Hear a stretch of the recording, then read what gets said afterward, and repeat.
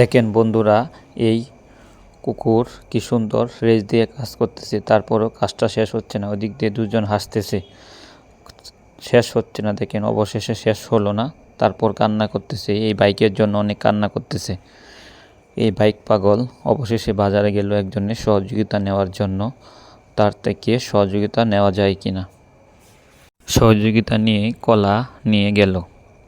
তারপর কলা বিক্রির জন্য একটা দোকান বসালো। এদিক দিয়ে কলা দিয়ে একটা ফ্রাই করলো। ফ্রাই থেকে উনি বিক্রি করবে, বিক্রি করে অনেক টাকা উপার্জন করলো। তাদেরকে অনেক টাকা গিফট করলো, অনেক খুশি হলো এই প্রাণীটা। দেখেন অনেক টাকা গুনতেছে, একটা ব্যাংকে জমা রাখলো। একটা স্বপ্ন তার বাইক কিনবে, এরকম একটা দোকানে গেল বাইকের জন্য, এই বাইকটা কিনবে, টাকা জমা দিল। দেখা যাক ও অবশেষে বাইকটা কিনে নিল। আর ওই দিন যে ওই দুইটা হাসছিল, দেখেন ওরা দেখে অবাক। ভালো লাগলে সবাই চ্যানেলটা সাবস্ক্রাইব করে দেবেন।